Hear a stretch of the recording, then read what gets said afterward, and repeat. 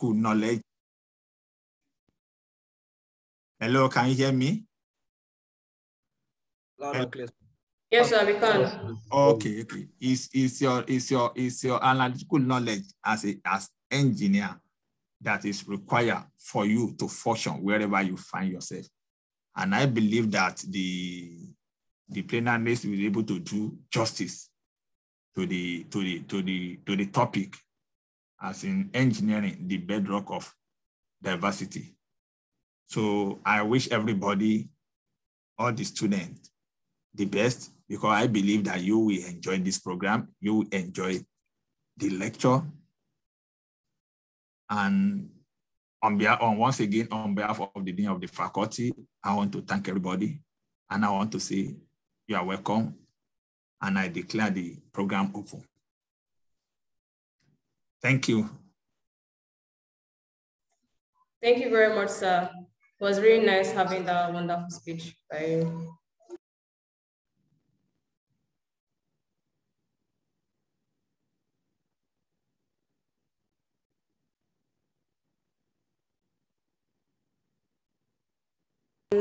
So good afternoon, everyone.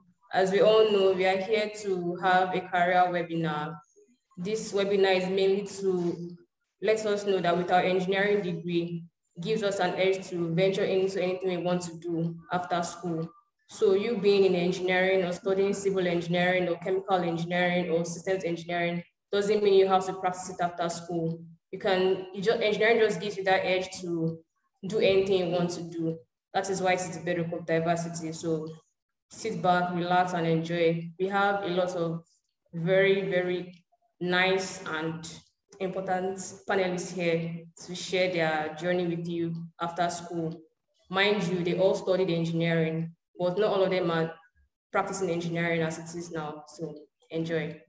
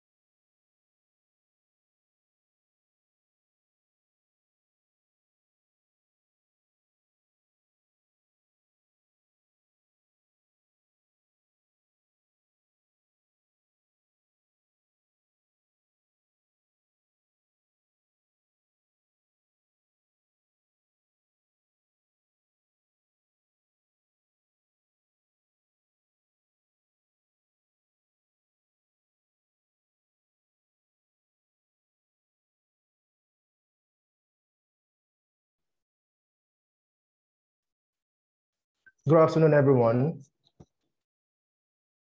Please confirm that you can hear me loud and clear. Please. Good afternoon, we can hear you. We can hear you. Yeah. Perfect. Can hear you.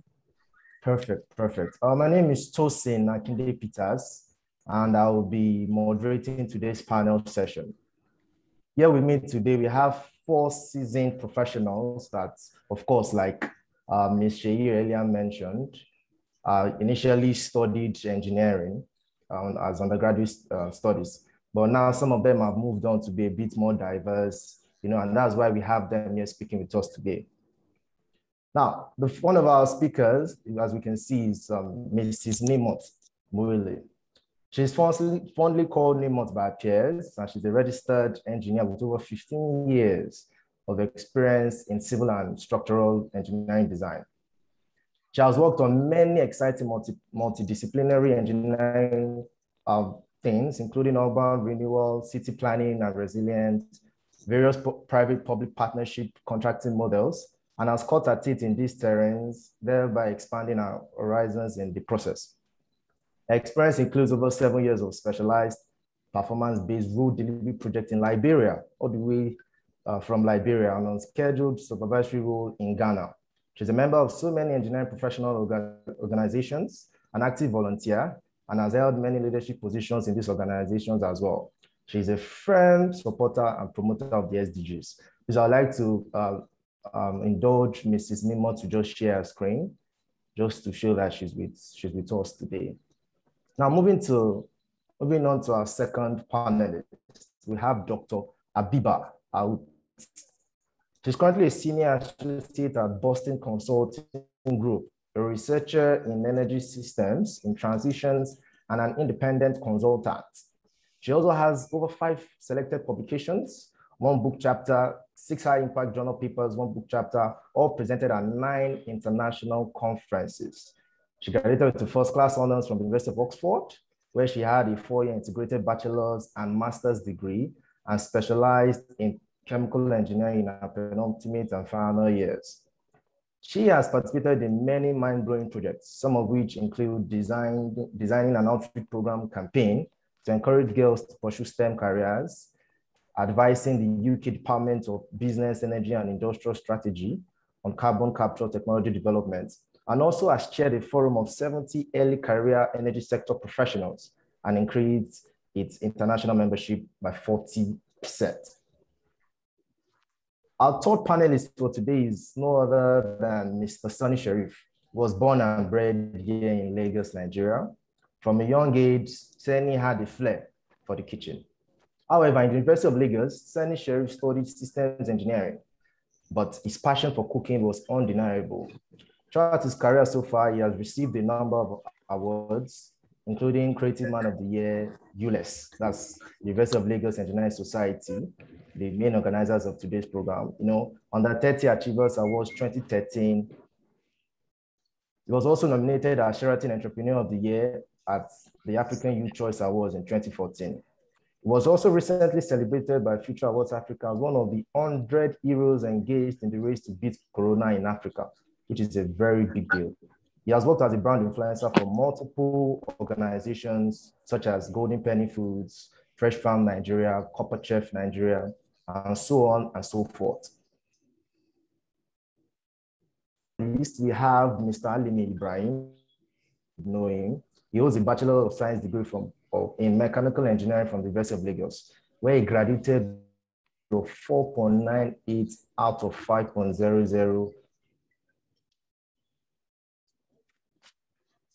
Overall best graduating student at the University of Lagos, the first convocation ceremony.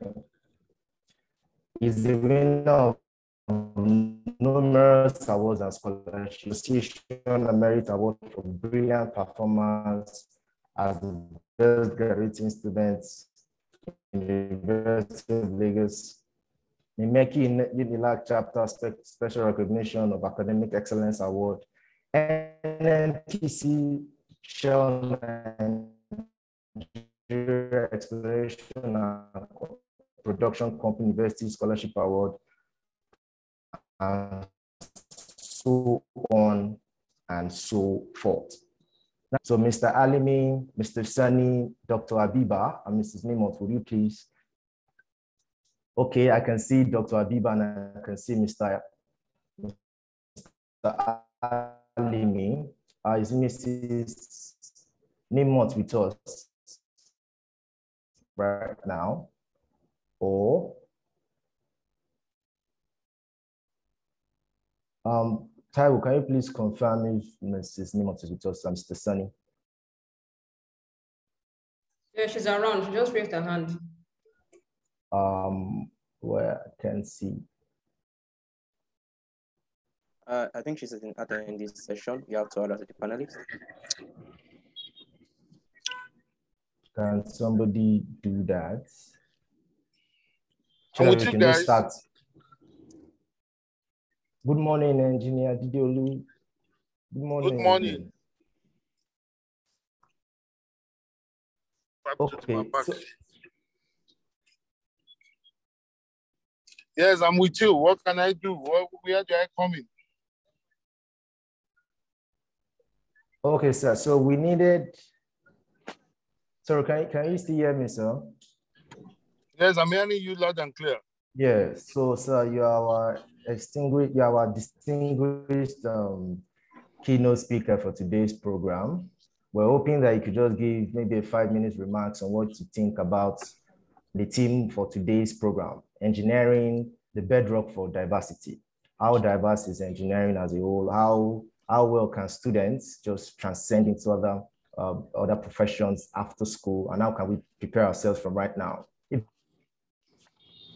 Thank you very much. I want to say good.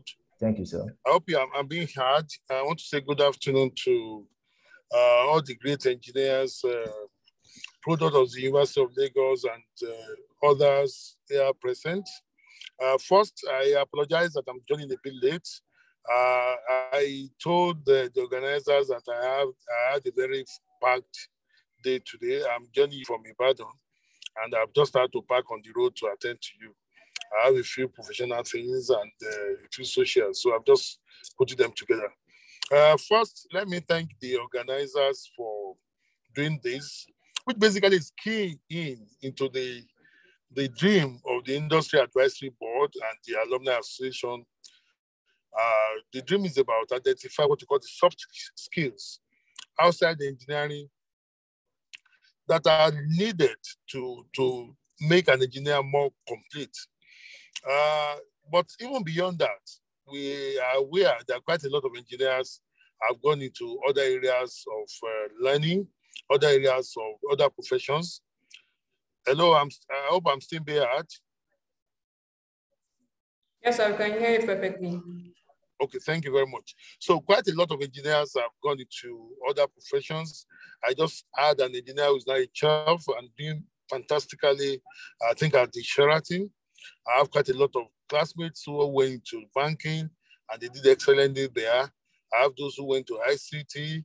I have those who went to, I have even one of my best candidates in my own set, who is now a renowned master of ceremony at events. So what we are saying is that there are quite a lot of things that outside core engineering, the engineers can do. In recent times, I've interacted with quite a lot of engineers outside engineering, and I'm actually in the vanguard of asking them to contribute, to come and give back to engineering part of the skills they've acquired over time. And that's why you would notice that in the past few weeks, the alumni, by the way, I'm the president, I'm the national chairman of the Alumni Association. And one of the things we've done in the recent times is to bring in facilitators to introduce 400 and 500 level students to some skills that you require or that you can also diversify into. And we have treated 3 of them.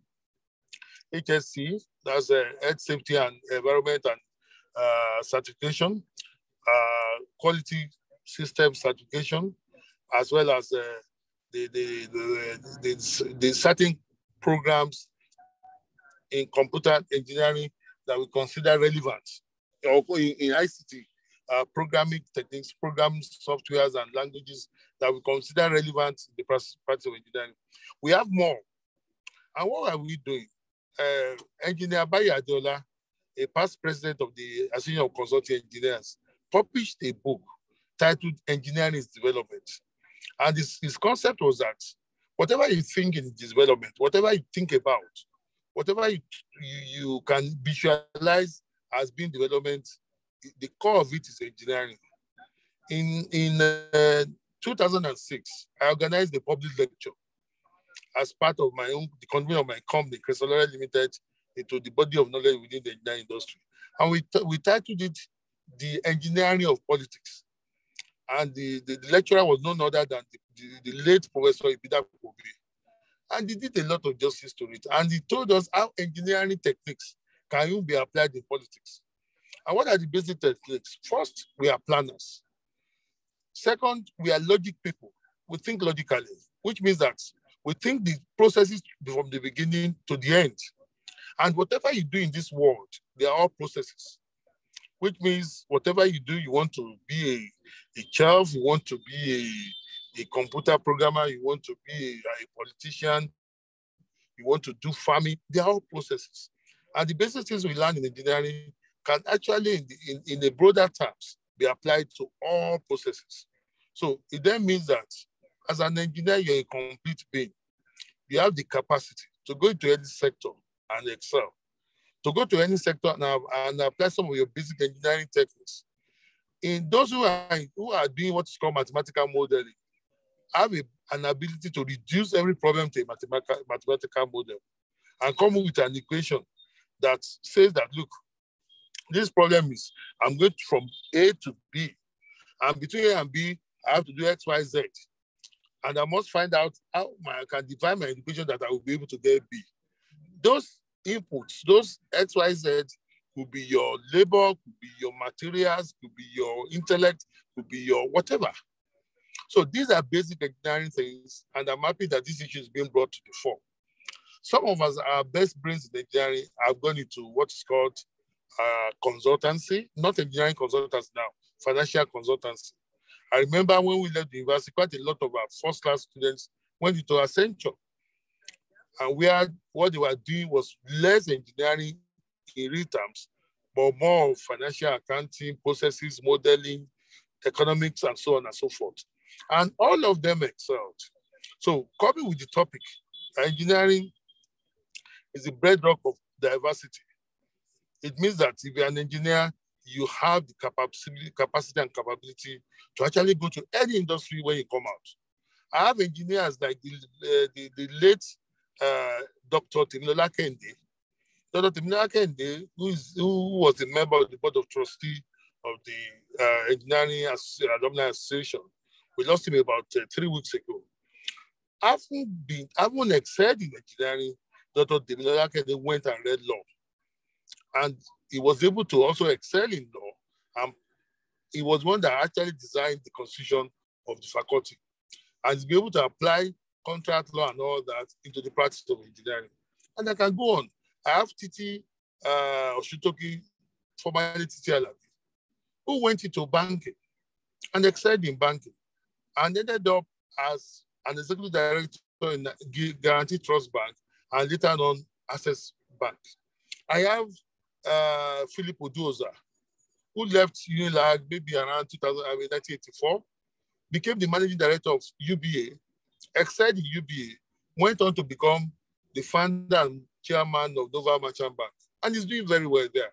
He's only Nova Merchant Bank and an award as one of the best merchant banks in Nigeria. I can go on and list quite a number of others. There's Akule Fagbongwe, who was the best graduate student in my set, who went into Accenture, excelled in Accenture, and today is one of the best programmers who has designed softwares for various industries. So what I'm saying essentially is that, yes, first and foremost, you are all engineers, which is something that gives enough skill to be able to do so many other things. And the only thing that we need to concentrate on, and this is personal to every student that's listening to me, and also critical for the faculty. Let me first commend the faculty. The faculty, the leadership of the faculty, from Professor Falade, who is the middle past dean, to the current dean, are resolved on one thing. We are not going to only produce engineers. We are going to produce products that can adapt to any environment, that can impact very positively on any environment. And because of that, they have set up the Industry Advisory Board, which is looking at the entire curriculum of engineering, so that it will be easier for an engineer produced by the University of Lagos to go to wherever he wants to go to. If you want to practice engineering, you have enough to excel. If you want to go into banking, you have enough to excel. If you want to go into whatever, and that is what the drive down in the Faculty of Engineering of the University of Lagos. To be an Industry Advisory Board that's gone ahead to now look at the curriculum of the faculty, identified missing gaps that will make the engineer produce more complete, so that if you want to be a child, it will be easier for you to become a child than it had been hitherto. If you want to be a banker, it will be easier for you because certain basics beyond the normal economics and management and law that we all went through and what we call the GAS, general, what do you call it? Can you remind me? General, who is the General African Studies, or what is GS in those days? GNS. Can you give me the full meaning? It's just general studies, GNS. General studies, yes. Okay, so beyond those 4 subjects that we all learned in school, economics, that's what I learned in my own generation, economics, management, law, and GNS. GNS basically takes you beyond, takes you to history, to a lot of things. We are now identifying what are the other missing links to make a complete being, a complete graduate that can go into anywhere. When we designed the topic for engineer Professor Bedrock in 2006, I designed the topic and I called it the engineering of politics. And I felt that if we apply engineering principles, engineering techniques, engineering knowledge into politics, we have a better country. I believe that if you saw the entire political process as just one other process, and we identify what are the desired outputs, we'll be able to say what are the required inputs that will give us that desired output, and which is basically, again, the engineering process. And the late Professor did justice to that. One of these days, I'm going to share that with the leadership so that I can go to his thought process. We have today in Nigeria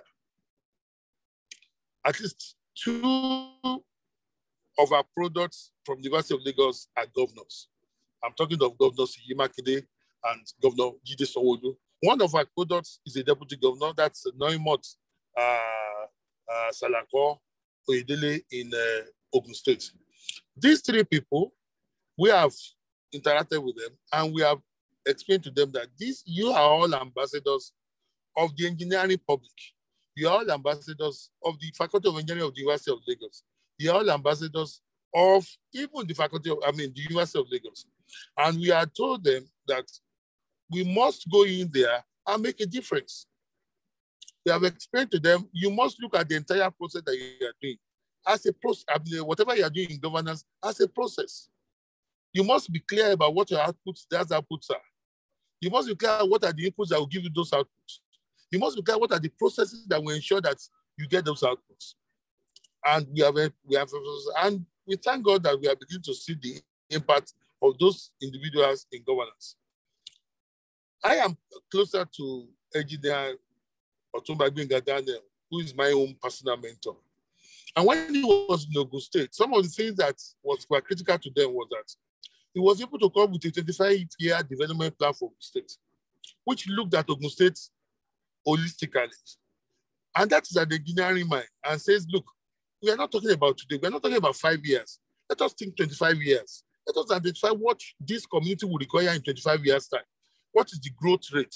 What are the needs in terms of education, in terms of health, in terms of infrastructure, in terms of whatever they needed to do. And he came up with so many things that, unfortunately for politics, these things are not being emphasized, but I believe that posterity will do justice to them. He set up 4 monotechnics where that nobody was thinking of ICT and placed those monotechnics strategically in Ogun State. And he ensured that no company worked on any engineering project in Ogun State who is not a Nigerian engineer. These are some of the things that a thought process that is complete, that can only be an engineering profession can only give you a part on wherever you find yourself. So yes, I want to thank the organizers of today's program for picking this topic.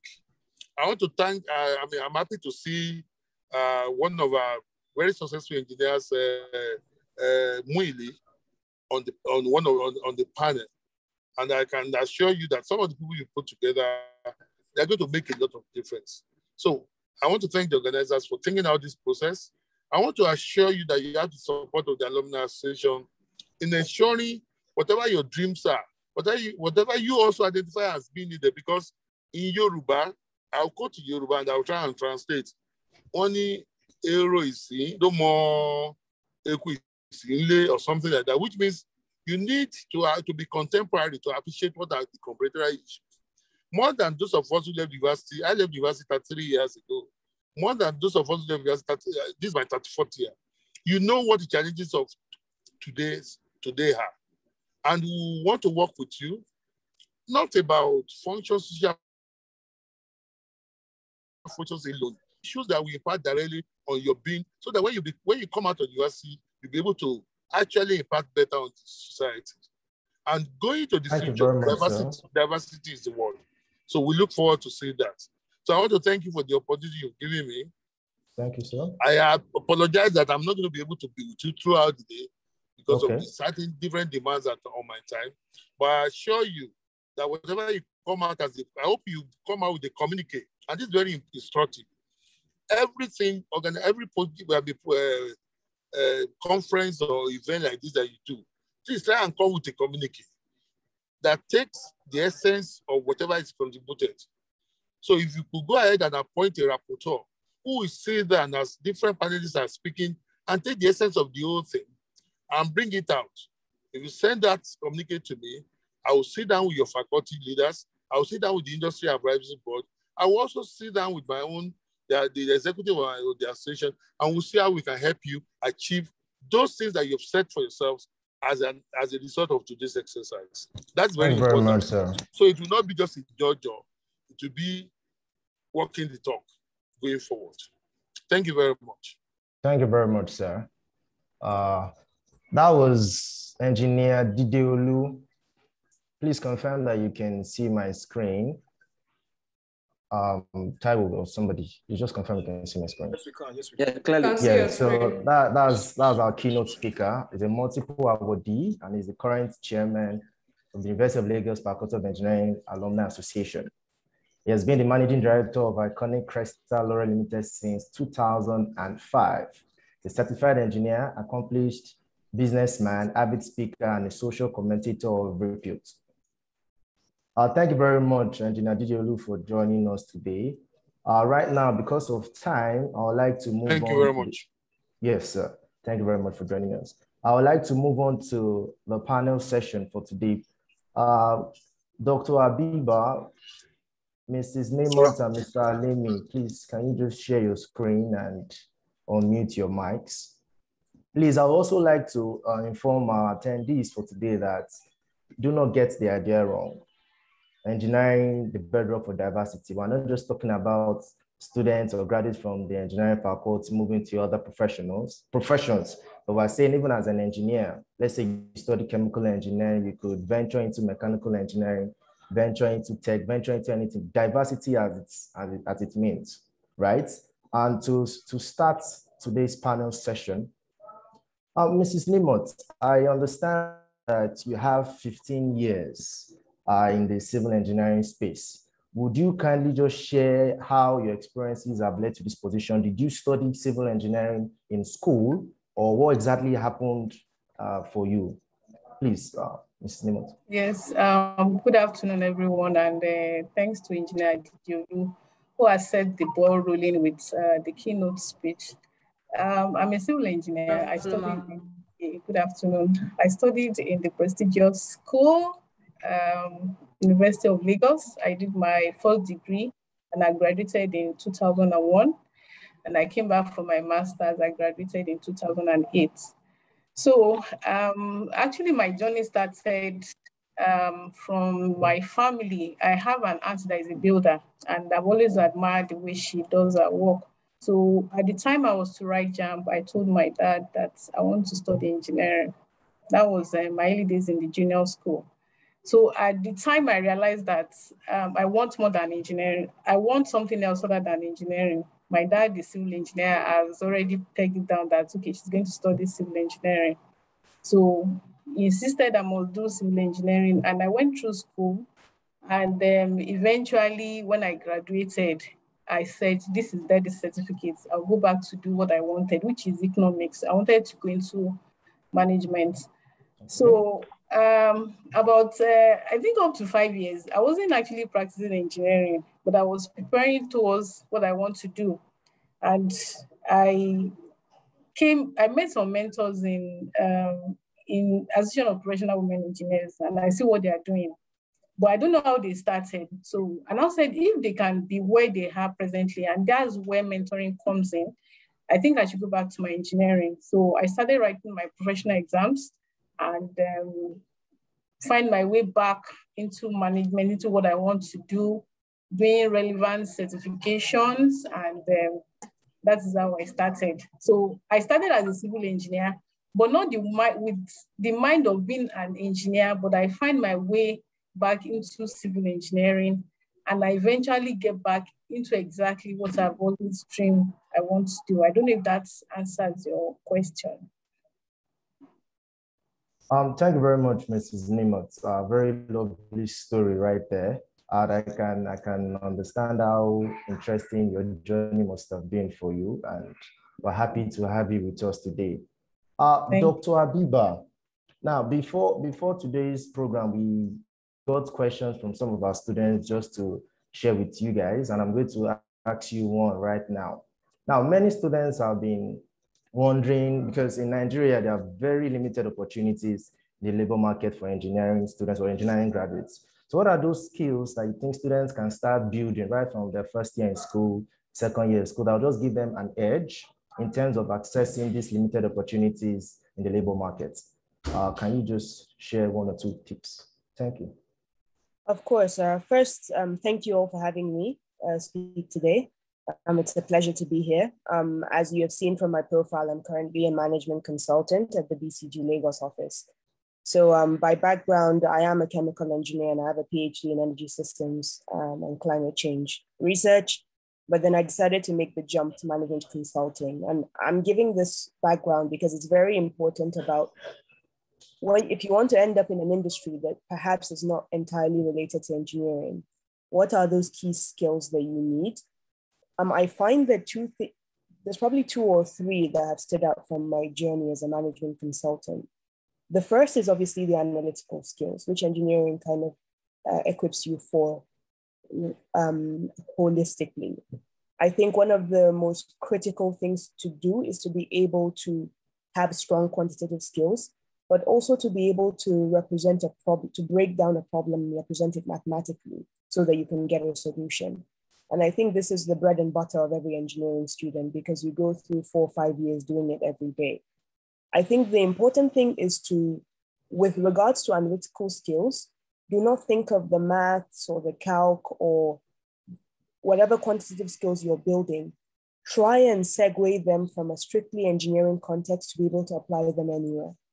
So you should be able to break down a problem about market strategy or economic transformation like I'm working down now, and try to understand the type of analysis that you need to do. So I think one thing that is very critical and applicable as an engineer everywhere is those strong quantitative and analytical skills. And just to give a background from when I was an undergrad, funny enough, when they were recruiting, most of the engineering department was actually full of people from financial services, whether it was Bank of America or Goldman Sachs, because they actually preferred engineers because they had those strong analytical capabilities. My second skill that I think is very critical is on structured thinking and communication. This is something that will help you regardless of the industry that you find yourself in. One thing engineers struggle with very often, we find it difficult to communicate the work that we've done because we are so used to the maths and the numbers speaking for themselves. But when you find yourself in a background or in an institution that's not as scientific or technical, it's important to be able to communicate whatever you've done clearly for everyone to be able to understand. So I think in terms of things that you should work on, a second key one, that's structured thinking and communication. And these things you can fine tune through presentation. One thing I used to do when I was a PhD student was a conference paper that I was taking to a very technical conference. I try and present it to my family. If they could at least get the gist of that, it meant that I could be able to communicate my ideas fairly clearly. I think on a final note, a skill is also adaptability. I think you should be willing to go out of your comfort zone. Industries are transitioning so quickly with digitalization and all the forces, climate change. Every industry is transforming and the traditional job doesn't really exist anymore. If you want to continue progressing in your career and having your skills and expertise stay relevant, you need to be able to be adaptable and to be willing to take on roles and jobs that maybe you did not envision yourself taking and out of your comfort zone. So I think those 3 key skills will really be helpful going into the future.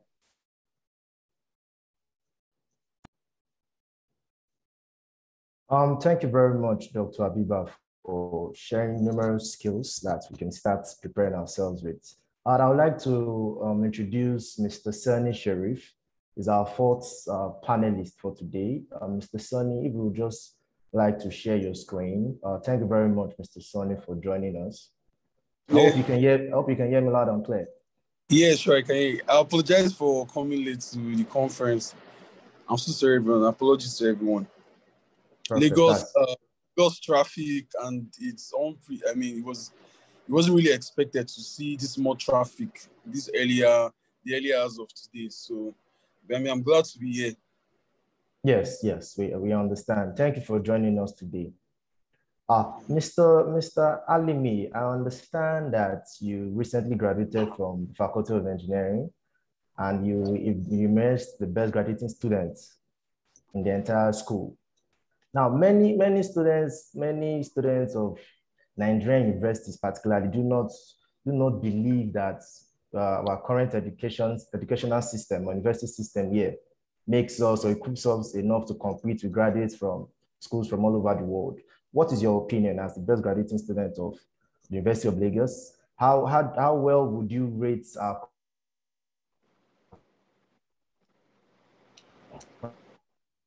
Sorry, I'm struggling to hear him. Is it just me? Good afternoon, we can hear you, but you can speak up. University system, would you rate...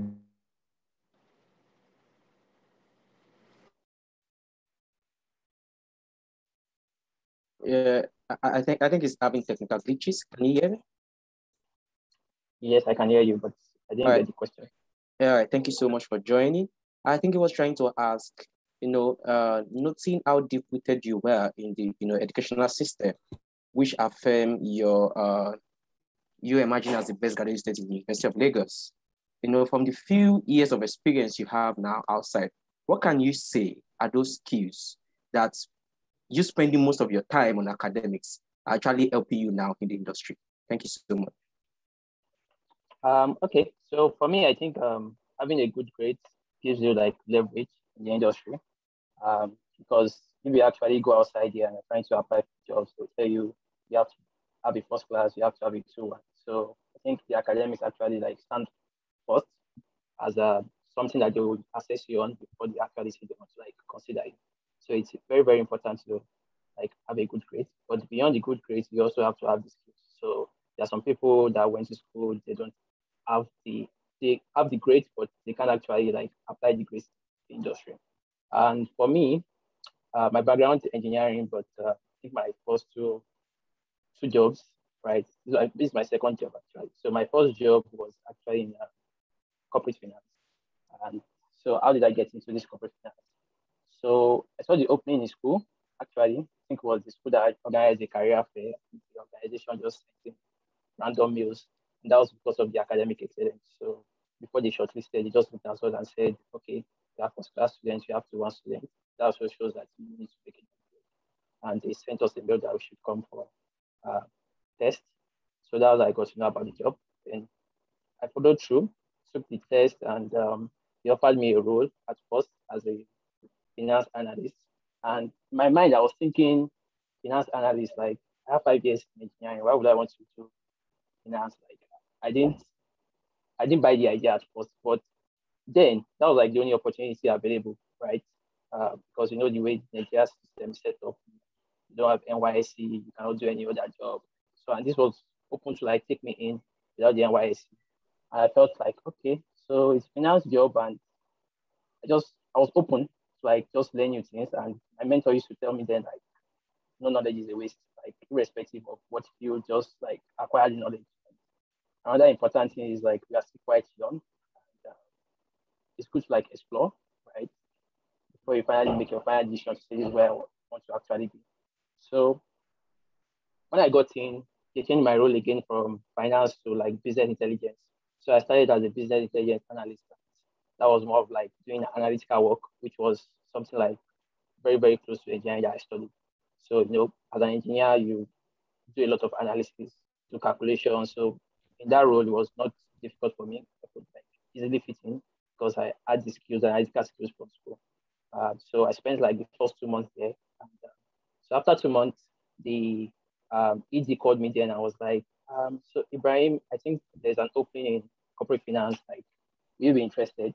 And I thought, well, why she mentioned that was because back then in school, I took one course, it was industrial engineering, and what we're talking there about there was just things around future value, present value, and things like pertaining to economics basically. And I really loved it. So during my interview, she mentioned that I should just talk about something like find interesting, and that was what I was talking about, not even the engineering I actually did. So she felt I had something that would be very, very useful in business, right? And this knowledge I got was even from studying engineering in school. So she offered that, okay, there's an opening, I think you're going to make a good fit for it. And I didn't even think twice. I just felt like, yeah, it's another learning opportunity, right? So I took it up corporate finance, and I did corporate finance. So for corporate finance, I think another thing that made me stand out there again was the fact that I was always open to learn, and the analytical skills again came in again at that point, because corporate finance, you're doing a lot of calculations, you're doing a lot of model, and my boss feels like, okay, these are like skill set that you actually need to like succeed in this role. So in terms of like the academic system in Nigeria, I think for engineering, that's what I studied, that's what I can speak about. It's actually great. It gives you like the edge and the leverage, things that you can actually build on when you go to industry. But getting into industry, irrespective of what role or what field you decide to like go into, some of these skills that studying engineering in University of Lagos or Nigerian University actually gives you, they're actually very important. So the analytical skills, with critical thinking as an engineer, and ability to like communicate. So going outside your, like she mentioned, Abiba mentioned that engineers don't know how to like communicate, and I feel like, yeah, she's actually correct with that. But like volunteering in school can actually like help you to like better put yourself in good position to communicate. So yeah, I think engineering University of Lagos or Nigerian education system actually like gives you a lot that you can actually leverage and build on in the industry. Thank you very much. Thank you, Mr. Alimi. Please, would you say that the curriculum is good enough to meet or to compete with international standards? So well, I've not gone international, right? But I just feel so. Where I'm working now, I'm working with McKinsey as a YLP fellow. So like I just joined of recent, and people there, although it's the Lagos office, but we also have a lot of foreign guys there.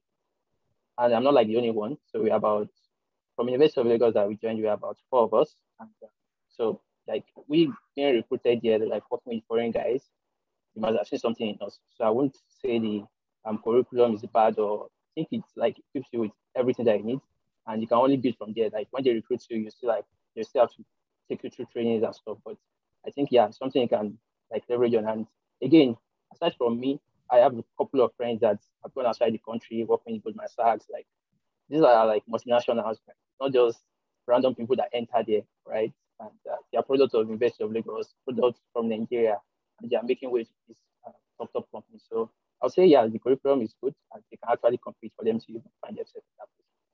Thank you. Okay, terrific. Thank you very much, Mr. Alimi. Thank you very much. For all our attendees, please, you could use the Q&A section to ask the question answers to. You can just type in all your questions right there. At the end of this session, we'll just pick those questions and throw them to our panelists. Mr. Sunny, good afternoon. Sir, can you hear me? Mr. Sunny, you are muted. I think. Okay, yeah, good afternoon, Mr. President. Good afternoon, everyone.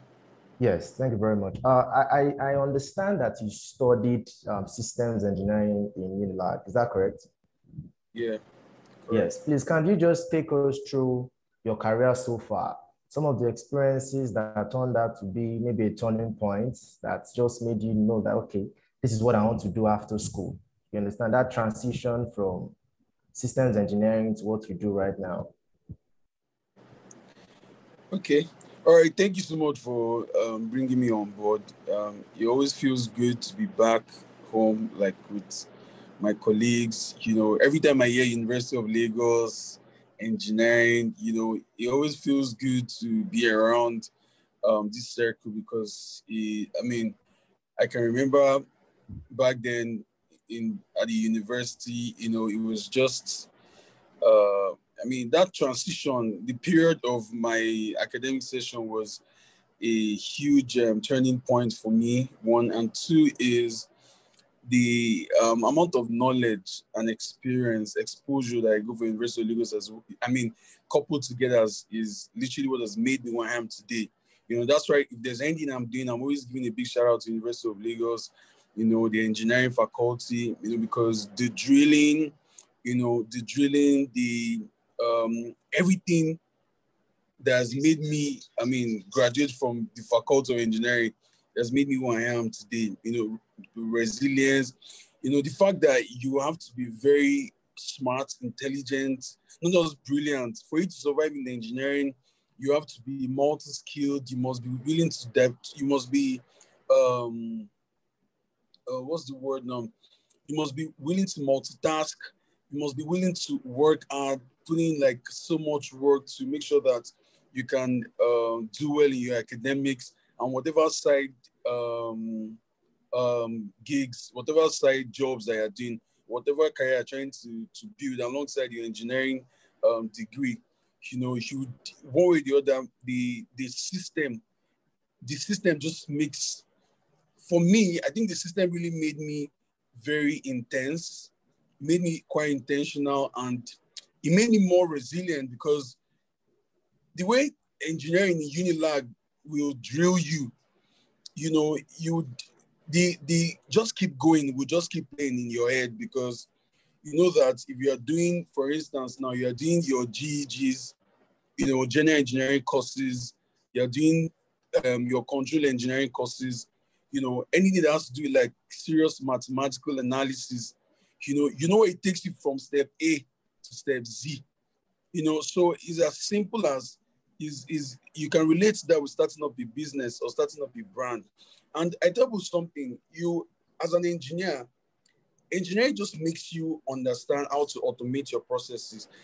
Engineering makes you efficient. Engineering makes you effective. You know, you can be an engineer, you know, and for someone like me in the hospitality industry, everything I keep thinking of, you know, growing my brand, you know, has always been, how can I automate my process? How can I make people order food from my restaurant faster? You know, how can I ensure better customer service? You know, so all these things, all these processes, you know, by the time you're already putting A plus B equals to C, you're already running a system already, a system that would just ease the operations at yours. You know, there's operations engineering, operations research, you know, there's automated systems. So for engineering, you might be thinking of all the gang, like all the massive machines and all that big engineering. But no, engineering even starts from as small as putting these little systems together to make things work faster and, you know, easier and faster.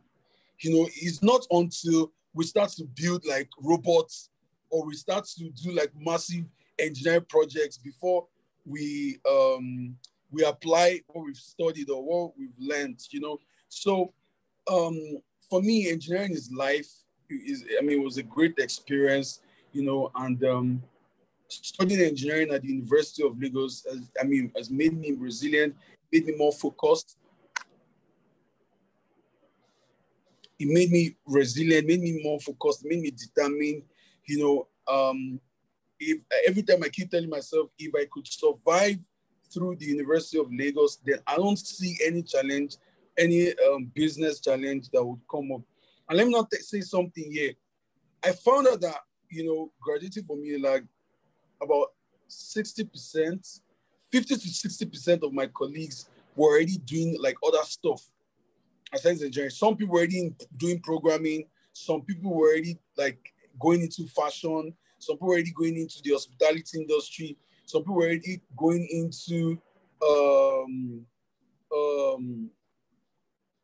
like tech, social media, digital marketing, you know. So all these things, one way or the other, they're like this.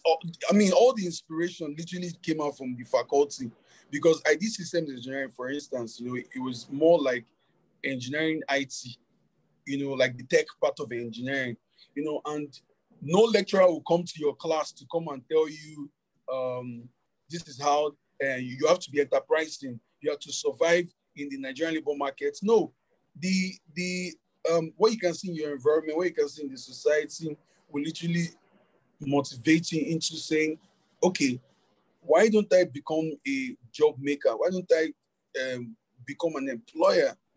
You know, I mean, I believe I'm enterprising enough to put something together to see how I can, you know, contribute to the economy, to say I can build a brand, you know. And there are loads of my colleagues that have their own tech companies, you know, building softwares, building websites, you know, providing business solutions to multinationals, you know. So at the end of the day, I mean, we weren't taught to become entrepreneurs, but the system and the situation of Nigeria, which literally, you know, inspired us towards pursuing these careers. For me, I've always had passion for food.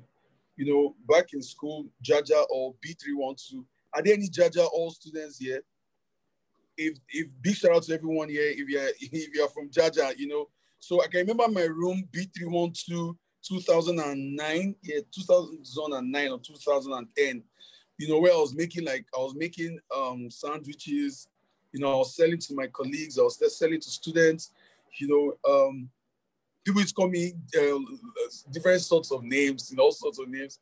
The toast bread guy, Sandy K's Toast Factory, you know. But at the end of the day, I mean, I was learning through all the processes. I mean, I was learning through my journey. It was filled with so much challenges.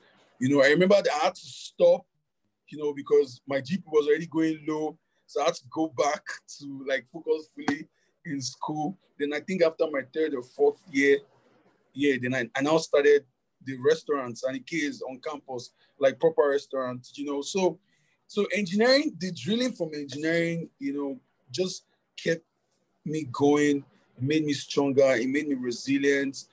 It made me everything that I am today, truth be told, because I mean, if I could survive engineering and cooking, then what challenge will come up again, you know? So yeah, and this is me saying, students at the Faculty of Engineering, the world is yours. You know, go forth, succeed. Whatever you're doing, make sure that you do it well. You know, remember, everything you are taught in class has an application. One of the biggest challenges we have in Nigeria is implementing how to transform our academic system into industrial working systems. You know, we can't keep reading and not applying. So there are basic things that you learn in school that, due to the way the academic system is structured, you know, your lecturers might not really give details about this, but guess what? There are loads of industrial application. There are loads of industrial application, you know, even in business. You know, Mr. Alim Ibrahim, he talked about business intelligence, data analysis, and all that. All these things, one way or the other, you must have come across these things in one of your curriculums, either from your first year to your final year. You know, so there's all them technical communication that you do in your final, I think 400 level or 500 level, you know, to operations research. You know, a lot of these things have entrepreneurship attached to it on the side. You know, so how do you communicate as an engineer? You know, how do you do your data analysis and all that? So they are already these things are there, but because of our academic structure, our academic system, we're not taught to apply what we learn in school. you're taught to just pass your exams, get good grades. Your parents are home waiting for you to get to a first class or a second class upper. You know, at the end of the day, how are you applying these things that you're taught in school, your first year to your final year? You know, I can remember in my second year during, I think it was a CEG course, a civil engineering course, CEG. I remember it was CEG 202. Is it fluid? Are there any, do we have any civil systems engineering students here? I mean, can you guys remember your CEG 202? Now, I can remember, you know, asking my lecturer this question that, sir, you know, with all this mathematical analysis and all, like, if I take these things to Chevron or Shell, you know, I sounded funny in class. People were laughing, like, like, why are you trying to, are you trying to be funny to the lecturer? And I said, no, like a lot of these things, can we learn the industrial application? This was like years ago. I was just my second year because I'm like, okay, with all these things that we've learned, sir, like, can I propose something to Chevron to handle maybe to build a system that can detect leakages in their piping systems and all that? And the man was looking at me like, you know, like, why am I already dreaming too big or going too far? But left to me, I was just one young guy who was already thinking so deep that in this class, we should start providing industrial applications, solutions to problems in industries. You know, so, I mean, that's pretty much my experience. And yeah, I mean, like I said earlier, it feels good to be back home. It feels good to Thank you very much, sir. Thank you very much, Mr. Sonny. We want to move on to the next section. Tosin, is Tosin there? Yes. Tosin. Okay, please, we'll move on to the icebreaker now. Thank you very much. Yes, thank you for having me.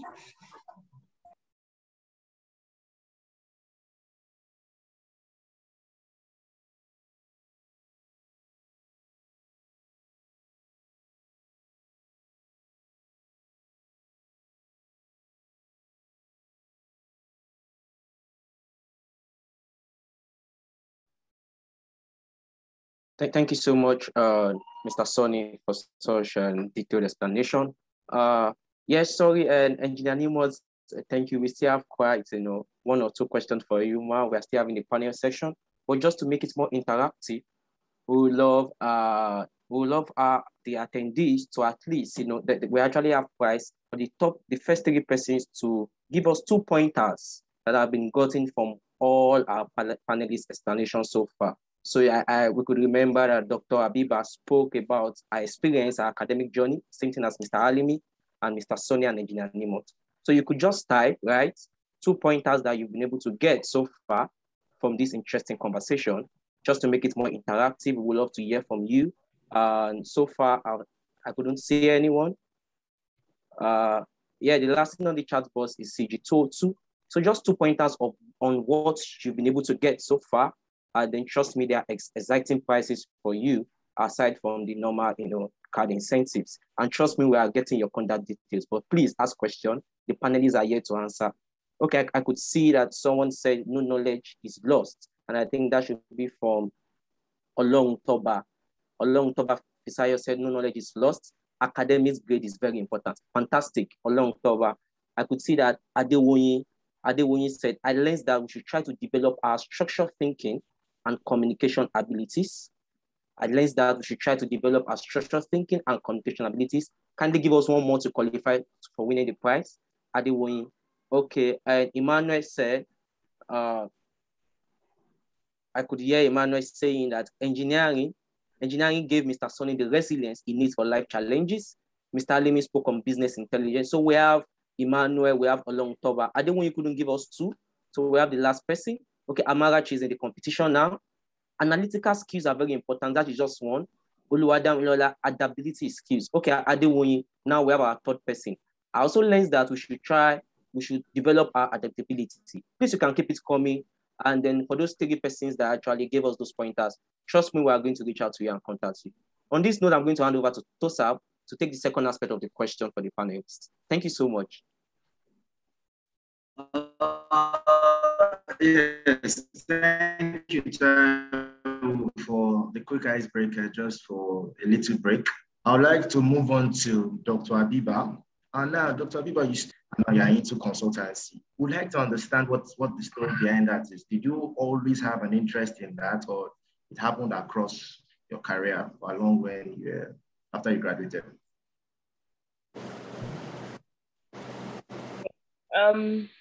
So after my undergrad or after my bachelor's, I spent a stint in ExxonMobil as a distillation engineer in their refinery in Southampton. And after a few months there, I knew that I didn't want to work in the oil and gas sector. And that was for 2 reasons. One was because it was such a male-dominated industry, like being on the refinery. It was 95-5, probably 95% male, 5% women. So that was already discouraging enough. It didn't feel like a very inclusive environment. But the second thing is that for my bachelor's, I had actually done something on the hydrogen economy for my dissertation. So I had been interested in climate change and renewable energy for a while since my A-levels, but it never really left me. And I always felt like, okay, I wanted to do something that, climate change seems to be the future. So I didn't want to get trapped in the oil and gas sector, which led me to do a PhD so that I could really understand what climate change meant for power systems, for energy systems. But one thing I found from my PhD was that I now knew the industry so well technically. I could model an energy system. I could advise somebody on the type of technology that they should build. But a big skill set that I was missing was, well, how do you get people to invest? We're telling everybody to do solar, to do wind power, to do all these new technologies. But how do we get them to invest in these technologies, and how do we bring them to developing countries like Nigeria? And I wanted to find somewhere where I could build those business skills very generally to understand what it takes to foster a good business investment climate and a business environment for an industry to thrive. And management consulting seemed to be like a good segue. I work just as a background for the last 4 or 5 months. I've been working on accelerating solar power in Lagos. I'm with one of the multilateral development banks. So for me, management consulting just seemed like the right environment that I could be able to get the business skills to marry with my technical skills. And just this reinforces my point on adaptability. It is so important to have a wide range of skill sets today that you should choose your experiences to ensure that you're building new skill sets so that you can apply yourself to a range of industries.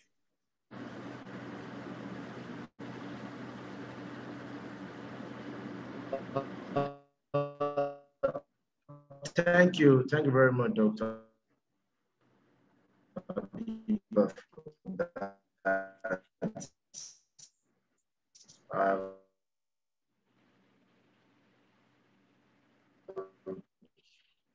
So now moving to Mrs. Nimot. I think Tosin is having technical glitches. Thank you so much, Dr. Abiba. I want to believe everyone can hear me clearly.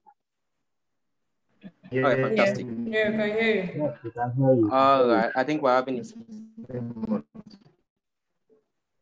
All right, Tosin, are you back? Sir, can anybody hear me? Yeah, I can hear you now, Tosin. Yes, sir. Can you hear me now? Yes, right, yes, perfect. Sorry about that. Mrs. Nimot, the next question is for you. So as a female engineer, or your journey across your career from studying civil engineering to practicing civil engineering now, can you just share some of the tasks that have been had? How did you overcome them? How could you really become a full-scale engineer for, I guess you said 15 good years? Did your university study prepare you for any of this, or you had to get help from somewhere else? All right, thank you. I think this will just be a rider on what Abiba and other speakers have mentioned. One, after being intentional about remaining in the engineering career, I was intentional that I want to be in consulting because engineering environment for female is intimidating, and I don't want to raise my voice. I'm a soft-spoken person, and I don't want to struggle to be hard. I know that in consulting, I can put my best and be who I want to be. So I started by going for further studies. That was when I started. Sorry, can you hear me? Yes, ma'am, I can hear you, ma'am. Yes, so I went for my master's, and then after that, I pursued some certification that are relevant. Like I started with ISO 9001, which is for the quality management system, because this is, I would say it's kind of generic to every industry. Like many of the ISO certification, I have 9001, 14,001, and then I'm also a PMP. So I acquired these skills, and I take lots of virtual courses as well to help me to strengthen my skills in area that I've identified as my core competency. Like I work a lot in the management system certification. I do a lot of project management, and then also manage virtual and physical team. And like it has been mentioned, I do take courses on critical thinking, because if you are managing people, you need to be able to manage various kind of people to really get your project delivered. Managing projects is one, and managing people is a whole lot on its own. So I also take a lot of YouTube courses as well. Whatever it is you want to do in terms of managing construction. I don't resident on site, but I do schedule site visiting. So in terms of managing the activities, my project management skill has it gave me that background to be able to see what sort of structure can I put in place. And then I also learned a bit about GIS. I mean, now that we're doing remote working, GIS is part of Internet of Things that I try to do. There are a lot of things you can actually do through various online platforms like Coursera, EDX, FutureLearn. So I tend to learn a lot of that. And for soft skills, I try to be very flexible, because when I started my management system career path, it was not something that I actually planned for. But I was approached that, okay, you just joined this organization and you're not very busy, and that you should join the quality management system team. So I took my time, I explored it. Like one of my mentors would say that even if you are asked to be making tea as an engineer, make it such that everybody will want to now be making tea. So I explore it, and I see that, okay, if I go through this part, I'll be relevant not only in Nigeria, but to be a global relevance for me. So I pursued the PCB, ISO 9001, and later on 14,001. I learned a bit about 45,001, but I realized, okay, maybe for now I don't need it then. I mean, I do PMP. So with these three, I think those are okay, but I do a lot of continuous learning, and I'm flexible to whatever it is. Now I'm even a bit into environmental management system, and also the almighty sustainability. So in the office, I drive the sustainability project. It's alien in our environment, in the sense that there is still this mentality that is not for the Black people, but it's right here. We only have rainfall in August, but now we have it. So I try to take short courses on them, and then leverage on the many programs that is going on to learn in the office as well, to learn a little more about renewable energy, because energy contributes a lot to the global warming. Then I do struggle with time management, because I have to do a lot. So I'm still taking courses on time management, on building teams, and also creating a work-life balance, if there is anything like that. So those are some of the things I try to do. And I will show you the food.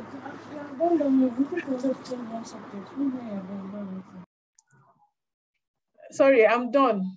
I mean, that was an interruption, but I think I'm done. I hope that answers your question. Yes, thank you very much, Mrs. Nimot, for that. Mr. Sonny, are you with us? Or, you know what, let's move on to Mr. Alimi. Mr. Alimi has a recent, Oh, yes. Mr. Sonny, Oh, can you yeah, hear me? yeah, I'm here. Very good. So I was going to ask you something. A few of our other panelists have mentioned how soft skills are generally is very important for engineering graduates. In fact, any person particularly. And I also understand that you are a very successful entrepreneur. So how would you say gathering these soft skills, communication, both oral and writing, has helped you become better at selling your business, building up your brand generally as an entrepreneur? Well, well, first of all, the Nigeria that we are today, I think is skills first. You know, if you, I mean, aside your degree, whatever leverage you want to have, you have to have skills. You know, and thank God for the advent of technology. You know, like everything now is like the world is driving, I mean, towards everything is going tech inclined. So I think everyone should at least have knowledge of basic programming, you know, and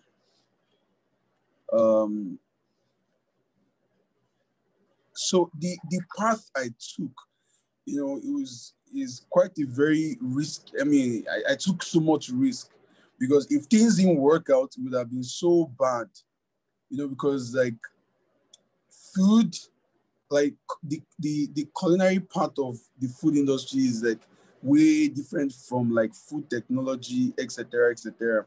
You know, so for me, I had to go and acquire skills on how to cook. You know, like people studying like food technology and all that just deal with like the engineering part, but we are to go like through like the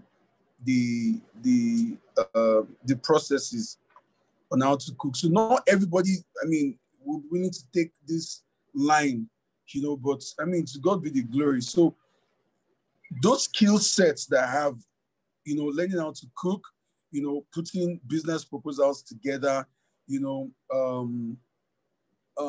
learning more about entrepreneurship, you know, growing business, putting marketing strategies and all that. These are things that you need to equip yourself with because even as engineers, you know, if you're working for a company, you also have to think like an entrepreneur. So because the company will appreciate you more when you kind of take some level of ownership in the company, in the business. You know, that means you're putting the affairs of the company in the forefront, you know, at the forefront. So it means that you are bringing all your skill sets together to see how you can make positive impacts in wherever that you're working. You know, so basic things, like I said earlier, technical communication, you know, how to communicate your ideas, how do you put your project plans together and all that. So, I mean, for me, because I'm like I'm very into entrepreneurship, the food business and all that, I had to go and learn how to like write business proposals, you know, like standard business proposals. I had to go and learn how to make financial projections.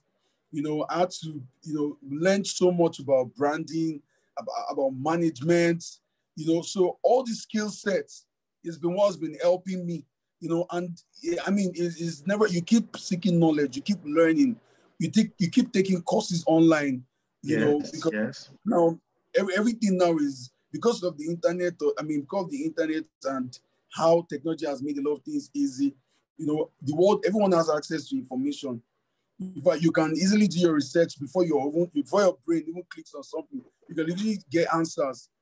You get so like skills are very important for me because I already knew I was definitely going to be an entrepreneur. So I just kept focusing on everything that was just going to make me a successful entrepreneur, especially in the food industry. You know, so I had to like acquire skills from cooking to business management to strategy and all that. Yeah. Thank you very much, Mr. Sani. Yeah, so one of our attendees has a question for you. He said, for Mr. Sonny, though his grades may have suffered for his passion, was there any point he felt he made a mistake? How did he deal with pressure from his parents? Was there ever a time that he felt of being on the wrong path? See, first of all, the person that asked that question, I think I owe you 5K. Please just send your account details to your president. I'll send you because Thank you very much, sir. I honestly, I took a huge risk. I said it before this question even came, because if things didn't work out well, I don't even know whether, I probably don't know if it would have led to depression or something, because it was me saying I had a goal, I had dreams, I had my aspirations, and I just kept going for it. One good thing is I had to kill my social life in school. Like, I didn't even have a girlfriend. Like, no social, it was business, school, business. It was business, school. So like, it was more of, I didn't want to fail in any of my endeavors in the academics and also in what I was doing. There were several times I wanted to give up, at some point, before this question, like I said, I mentioned I had to stop when I was making sandwiches, etc.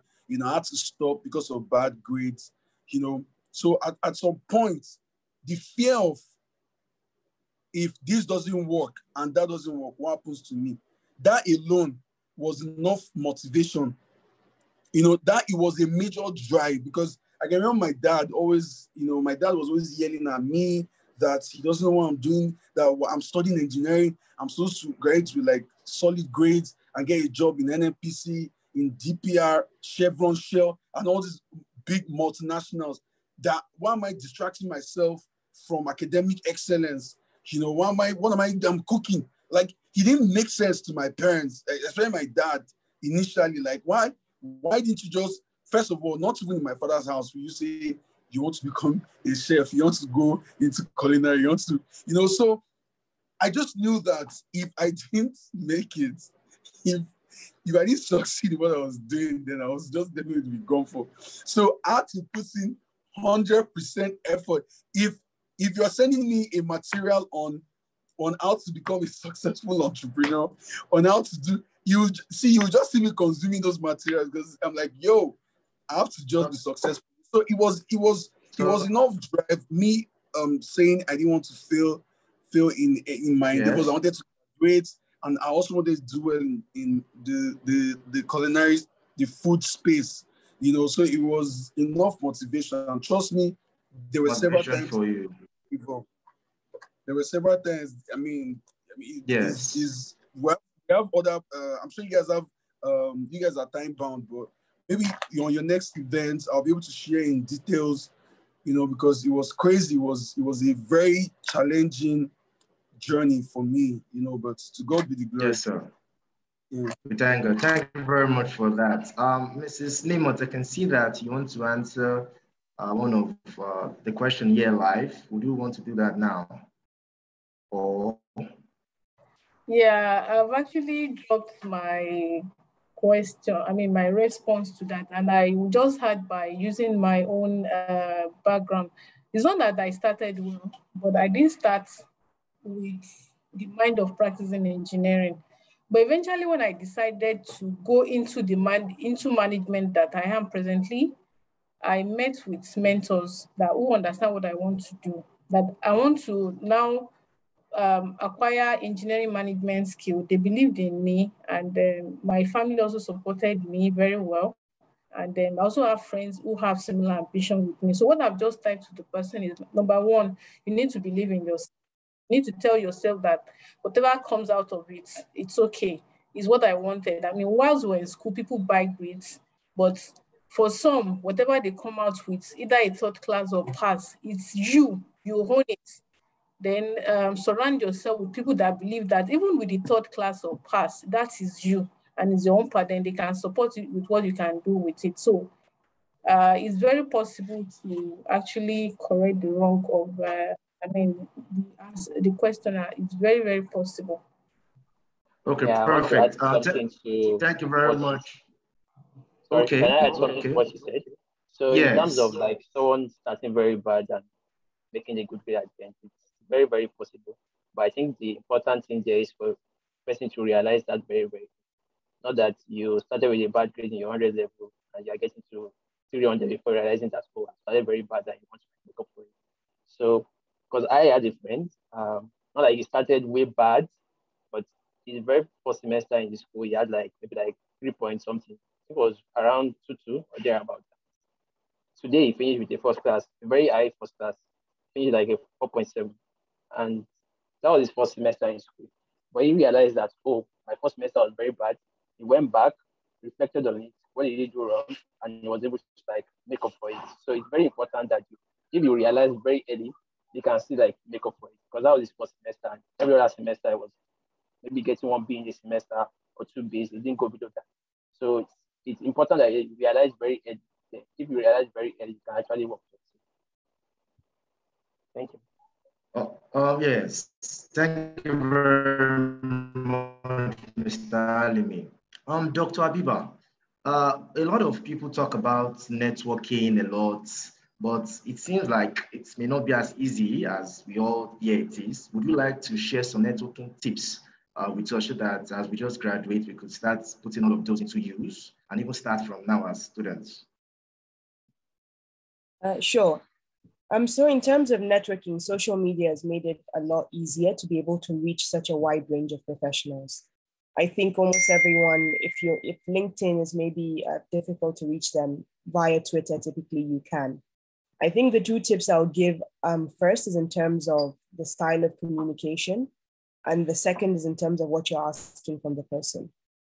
I receive a lot of messages on LinkedIn that the language, I would say, sometimes can be not appropriate enough to encourage you to want to respond to it. So I think in terms of when you're reaching out to somebody, it's important that the style of communication is very formal and you realize that you are not overstepping your boundaries in terms of politeness or familiarity or whatever, because some people react badly to that. I think the second thing is in terms of the request you have of the person, rather than just reaching out to somebody and just saying, I'm looking for a mentor, you should reach out for the person and say, look, I need advice on this particular thing about my career. Whether it's I need to decide a job that I want to take on or what I should study for my master's degree. Give them a very definitive ask so that they can help you. With regards to, I understand there's a big culture of mentorship in Nigeria, but reaching out to somebody on LinkedIn, chances are they're not going to be a good mentor because they have so much on their plate already.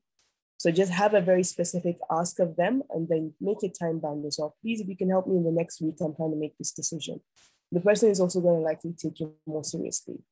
So I think you should really leverage those tools to be able to reach out to people. And sometimes you just have to play the numbers game. Don't be so fixated on one person as your mentor and one person as your source, because everyone is busy. Everyone is juggling a lot, both personally and professionally. So try and look at people's profiles and identify 5-10 people that you think can offer you the type of advice that you need and reach out to all of them. If you're lucky, you're going to get a third of them reply, and then you can see which one you have the best engagement with and continue that relationship further. Thank you very much. A quick one. One of our attendees just asked a question for you. The person says, with a chemical engineering background, have you been able to apply this discipline, that's chemical engineering, in any way what you are into now, which is consultancy? So yeah, definitely. A lot of the consulting projects I take on tend to be within the energy and extractive space. And what you find in management consultancies, you have a lot of generalists. So sometimes in those initial 2-3 weeks when people are trying to understand, well, we're talking about the hydrogen economy. How does a hydrogen car work? Or how is a hydrogen plant meant to work? Or carbon capture and storage? Or they usually need somebody that is able to summarize that technology or that process with them in an hour or two. And I think that's where your chemical engineering knowledge really shines. I mean, nobody is going to ask you to design a heat exchanger, but you're definitely going to be able to give them insights into, look, these are the limitations of this technology. This is what it can do. This is what it can do. And it's so important for me working in the energy space because we typically are focusing on whether it's hydropower or combined cycle, gas turbines, somebody who can understand what the limitations of these technologies are and be able to communicate that to somebody from a law background or from an economics background so that they don't make some assumptions that are inappropriate. Just as a quick side notice, someone came to me and when I was working said, well, why can't a gas plant be 90% efficient like a nuclear plant? And like, that is something only somebody without a background of energy systems or without a chemical engineering background would ask. So it's for you to then go and explain to them, whether it's you want to go into the cycles or you want to go into limitations, but having that base, it makes me confident going into a case. So, I don't feel like I'm going blindsided, and I still try and specialize within the consulting space as well, so that I'm taking on cases that are relevant to my engineering skill set. Thank you very much. Thank you very much for that. I believe you have answered that question very well. Now, I want us to have some form of reality check now. Mrs. Nimot, everything we have been hearing today sounds all good, all perfect, but in some certain times, there are limitations, there are bad news, there are, well, what would I call it now? Disappointments and setbacks. Now, as a practicing engineer, civil engineer, how do you manage some of these disappointments and setbacks? How can we as students too also start managing some of the setbacks that we may be facing now? Well, yeah, sometimes really we tend to want to beat ourselves up for when disappointment comes back, especially when you have put in so much effort. From the various experiences I've shared, it's not that they've all been, a bed of roses, or it has been a very straight line curve. I realized when I was pronounced the first one to join the Arab Nigeria management scene, at that time, I was very ill, and I feel I'm having career regression. But I didn't know that some of the things I actually did during my previous appraisal were things that really impressed some of my bosses, and they feel that, oh, she has all it takes to join the team.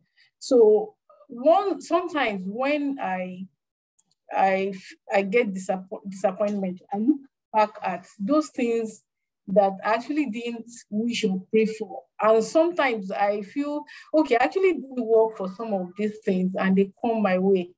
So I look at the positive side of those things and I tell myself that some of these things that I think are disappointments will eventually come my way at the right time, because it might just be wishful thinking. I might have been working for it.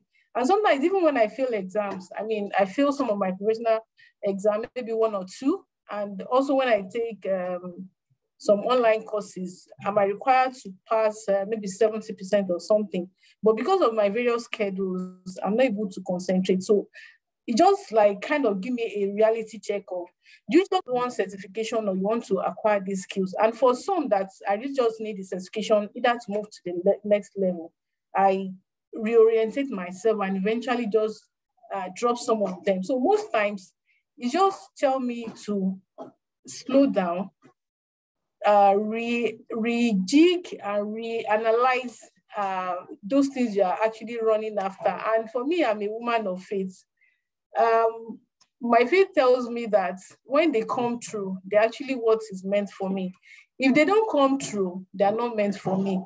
What is meant to hit me will not pass me. So I don't dwell too much about it. Sometimes, for those that really weigh me down, I try to look at the positive side that, okay, what if you have gone there and something happened and you are no more? So those are some of the ways I try to cope with it. And I also talk to people like some of my mentors, some of my family members who share my visions and my idea.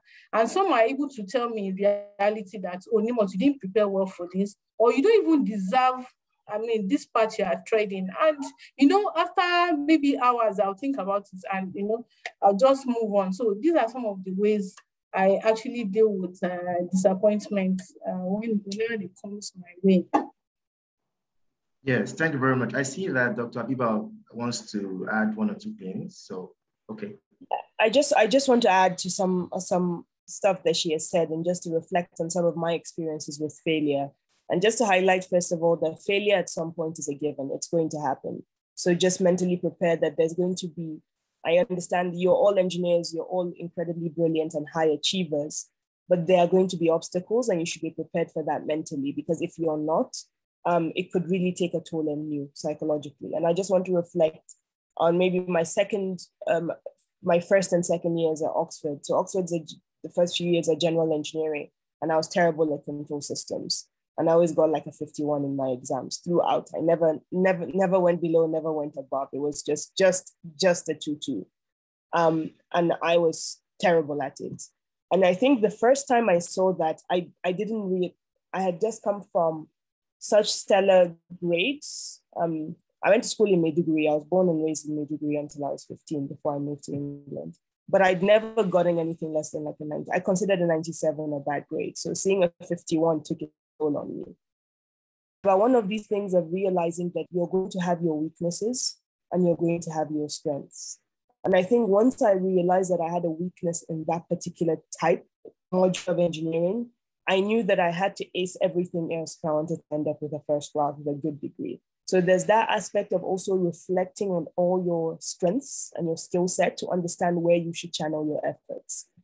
The second experience I want to reflect on is after my PhD, I really did want to go into a renewable energy role because of my specialism. And I wanted to go into one of the multilateral development banks as the energy or climate change specialist. And those offers just didn't come through. That's why I ended up at BCG as a management consultant. It wasn't a plan, it was a backup. So, but then now I decided to throw myself in and just bringing in that point about adaptability. Rather than perhaps taking the time to say, okay, I'm going to wait for that opportunity to come through. Find something else that's going to keep you engaged and try and build a new type of skill set. And then ensure that you're not wasting any time wallowing in self-pity, essentially.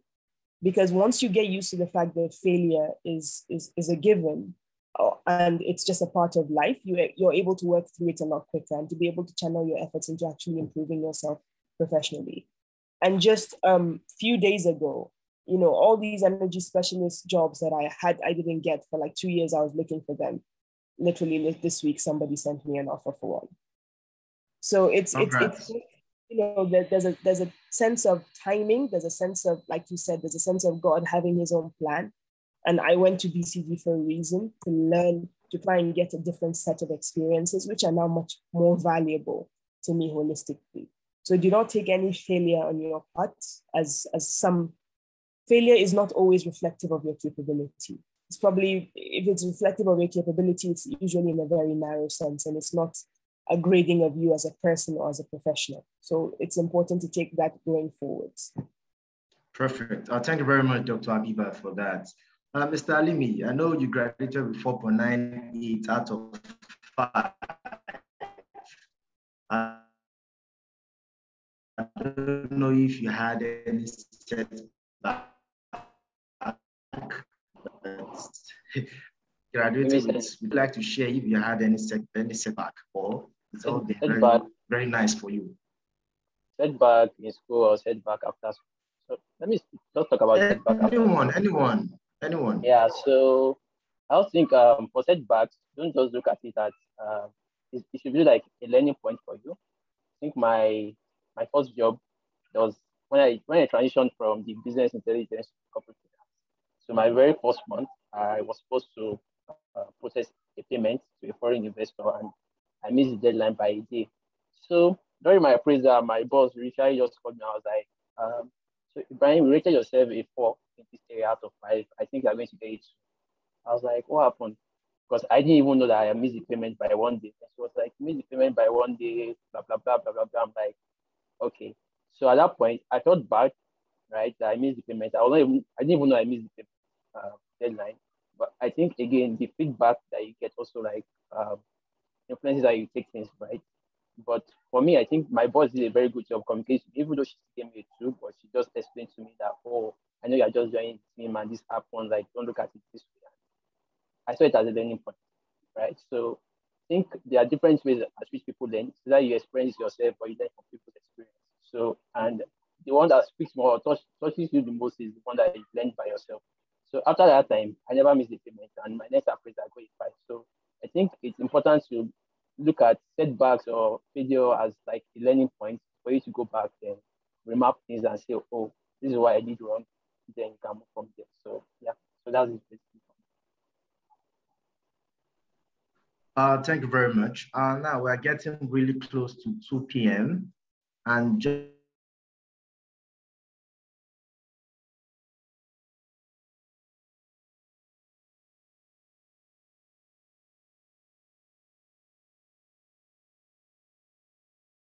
just very short, but something to just take over and reflect on after today's webinar. I would think Mrs. Nimot can start. All right, I would just encourage us to be focused on yourself. You can't walk someone else's path. Be flexible, be open to opportunity. A lot of opportunities I've had, like when I served with the State Transition Transition Committee, was an invite from one of my mentors, that's the Deputy Governor of Ogun State, and she only called me to do something not totally engineering related for her. But I put in my best and eventually she see what I can do. So make sure that every opportunity that comes your way, utilize it very well and don't close that door for others to also utilize that opportunity. Thank you. Thank you very much. Mr. Alimi, your closing remarks. For me, I think no knowledge is a waste, right? I know people have different things they want. For me, when I was leaving school, I thought I was going to get one oil and gas job or just enter the oil industry. But yeah, that's where I am today. But I think the point is just to be open to opportunities, right? Even if you have a goal to say you want to like see do this kind of thing, don't like cut off every other thing. So along the line, just like Dr. Biba said, like she wanted something in this particular area and she didn't get it, and now they are coming through. But imagine if she had just said, oh, let me wait, right? She might not even get the offer that she gets. So just take every opportunity you see as you work towards your goal. Still have your goal, but you should like see it as a learning phase and not just throw it in. And I think with engineering, for me, you can survive anywhere, right? You already have the analytical skills, you have everything that it takes to survive in any way, except from the likes of medicine, because we actually need to like study those ones. But like management courses, you can easily fit in there. It's just for you to just go there. I know engineers are fast learners and they are very smart people, right? Yes. So it's something they can easily grasp very fast. Remember in school, you just maybe a day or 2 days to your exam, you just realize something's happening, just saw a particular material. They are very fast, they can easily grasp. So I don't see anything why you cannot fit in anywhere. So just believe in yourself that you can actually fit in anywhere. Take opportunities, make that move, apply for that job. Like, yeah, just definitely going to like come true. So don't give up. Thank you very much. Mr. Sunny, can you just give us your 2 minutes closing remarks just to round up the panel session? Thank you. All right, so to all my engineering students here, please be yourself, pursue your goals, whatever you want in life, pursue it. Don't let your engineering degree limit you to greatness in life. You know, challenges will always come. You know, I don't see anything as failures, because when challenges come and it seems like failures, no, you've not failed, you've only learned. You know, so that experience, you leverage on it to grow. So whatever happens to you in life, you know, look at the good part of it, and, you know, look how you can leverage on it to excel in your endeavors and keep moving. Keep moving. The sky is the sky is just the beginning, you know. So just go and be great. I mean, if you're an engineer, there's no excuse for failure. Trust me, there's no excuse. Keep moving. I wish you guys the very best. Thank you. Thank you very much, Mr. Sani. Before I call Ms. Dr. Abiba, Mrs. Nimot, you can please check the chat box. Somebody has a question for you. You can just quickly address that via the chat box. Dr. Abiba, your 2 minutes closing remarks. Thank you very much. So my fellow panelists have said everything about believing in yourself and putting yourself up for opportunities. I want to talk about something different and just say and close on the importance of the social environment that you put yourself in. It's so important to surround yourself with people with similar ambitions and people who are supportive.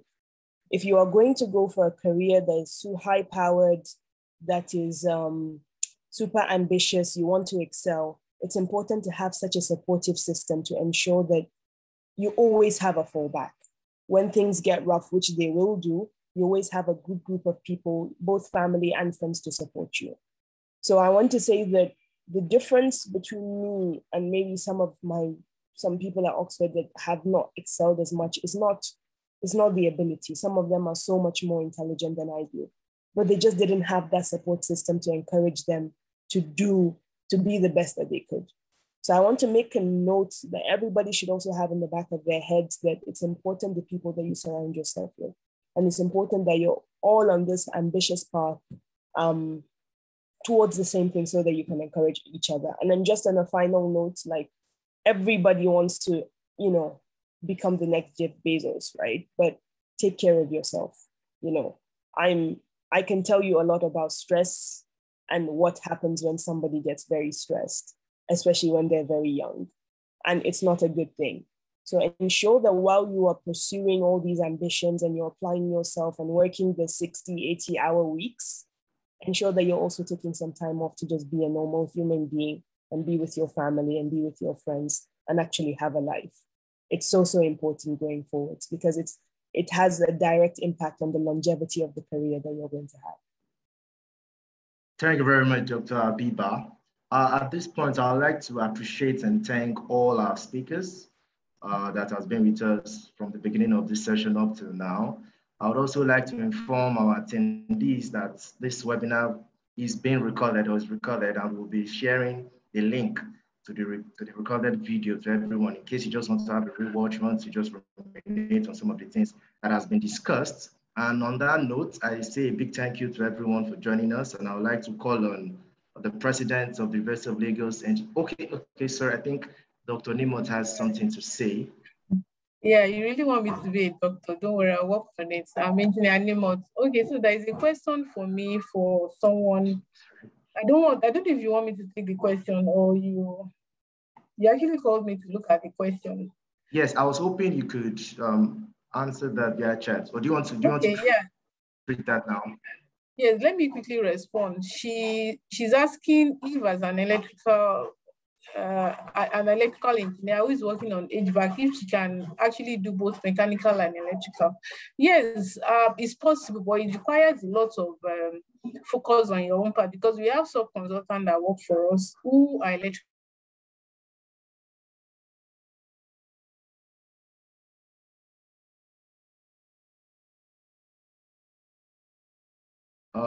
Sorry, can you guys hear me? Loud and clear. Loud and clear. I think it's a network. We can hear you. I think Animals has network issues. Okay, so I don't know. Let's just move on because of time. It's already 2:01 and we are trying to just end as quickly as possible. So I'll just invite the president of the University of Lagos Engineering Society, Mr. Jamal Adeyemi, to just give his final closing remarks. Thank you, Mr. Jamal. Okay, thank you very much, Tosin. Please, can you hear me? Loud and clear. Yes, President, I can hear you. Tosin, can you hear me? Okay, so on behalf of ULES and Department Society, I would like to express my appreciation to all the panelists for their valuable contribution to our career webinar. My deepest gratitude also goes to all who attended and helped to make it such a successful event. This career webinar was started as a means to educate students about career opportunities, both in the engineering sector and other industries. During this 2-hour session, I'm positive that we have achieved this goal. Learning from all the panelists and speakers has educated me on so much, and in my capacity as facilitator of this event, I thought it would be appropriate and useful to summarize some of the themes and ideas emanating from this webinar. All of our speakers have acknowledged the importance of adaptability and being open to new ideas and opportunities. I believe we have also learned a lot about developing our thinking and communication skills. And most of all, the panelists have hammered on the need to keep on learning, to never stop learning and never stop growing. I am certain that the takeaway from this webinar will further deepen our thinking and stimulate us for the present and the future. Again, I thank everyone here for giving this event your time and attention. With these remarks, I would like to declare the career webinar Engineering, the Bedrock of Diversity closed. Thank you very much. Thank you very much. Thanks to all the panelists, all our speakers, all our attendees. Before we go, can we quickly just share our video and just take a picture, a screenshot, just for Dr. Abiba used to with us, Mr. Sani, and other presidents. See if we can share your video so that we can just take a screenshot, and that will be all.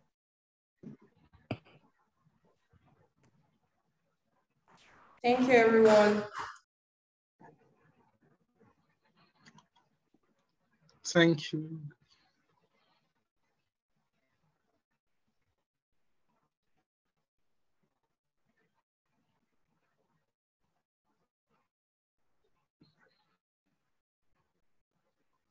Okay, yes, so goodbye to everyone. Thank you for joining us today. Like I initially said, we'll be sharing the link to the video, the recorded video to everyone.